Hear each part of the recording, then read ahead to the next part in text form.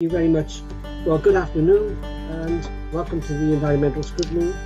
I'd like to just start by wishing everyone a happy new year and hopefully it'll be a lot better than 2020.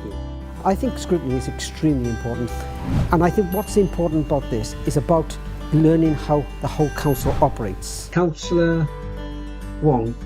Hello. Hiya. Thanks very much. I just wanted to ask if you could give us a little bit more detail on how the bike fleets will work in practice, in terms of what the size of the fleet will be and the scale of the operation, particularly around one of the key issues for me about the lack of secure bike parking at schools currently. I think it's important that it's a team effort for scrutiny, and that's exactly what's been happening in the environmental scrutiny. I've been very fortunate. I've got some excellent members, but also a very strong team of staff. And I'm going to pass this straight over to Richard. Okay, thank you, Chair. So I'm going to open the meeting, so please start recording.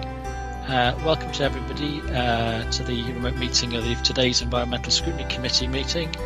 As usual, the Chair of the committee this evening is Cllr Patel. However, if he experiences any technical difficulties during the meeting, then Councillor Bob Derbyshire will take over chairing responsibilities.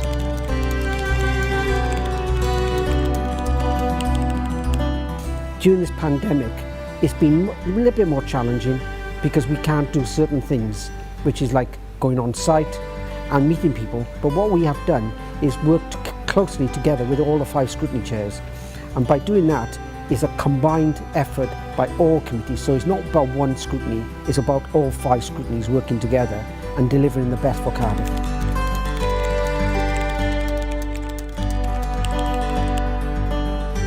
One of the biggest achievements we've done during the pandemic period has been the One Planet Cardiff. We all know that we declared a climate emergency as a council last year. I was very keen that not just be a symbolic gesture, that had actually led to action and actually meant something. The One Planet Cardiff is one of the biggest exercises we've carried out from Cardiff University. We had Professor Mark Barry, who advised us on the metro schemes.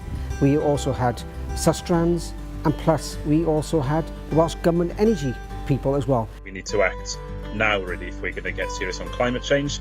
And I think what you see within the strategy is both a summing up of some of the really good work that we've already been doing. It is important that we gather all this information, and I'm pleased that we were able to do that with very comprehensive research work. When we're talking about deforestation free, we're talking about overseas deforestation linked to our goods, and that's the project we would like to see added, which is a commitment from Cardiff to become deforestation free by a set period of time. We did have the support of our officers and the cabinet members as well, but it was great to have that support from the academics and the public. So we had actual people being able to give us their inside knowledge of what the future of Cardiff should look like. One Planet is not just about taking the carbon out, it's about greening Cardiff, it's about a complete change in the way we actually put different policies, in the way the council works together across portfolio for the benefit of the city.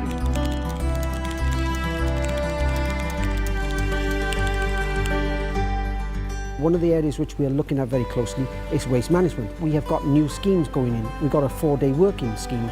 And how we manage our service is working through those systems. In terms of how we're ensuring that we're going to move forward and make a difference in terms of what you said, those miscollections, which I know causes frustration now, is that we're developing a new control room and new roles within the team. What we will be doing is keeping a very close eye on that to see how that is bedding in. Highways is another major issue as well. We want to make sure that our residents, who often talk about pavements not being correct or the roads are not right, we need to look at all of those things. What we're trying to do is find a balance, and it's instructive that on Wellfield Road, for example, the initial proposal removed the parking, all the parking, and then looked at widening pavements and so on. But actually, in consultation with local communities and businesses, a balanced position was arrived at, so that some of the parking has gone back in on one side of the road, while also there's the opportunity for pavement widening, bus facilities and cycling. One of the other areas we do also look at in the environmental scrutiny is shared regulatory services.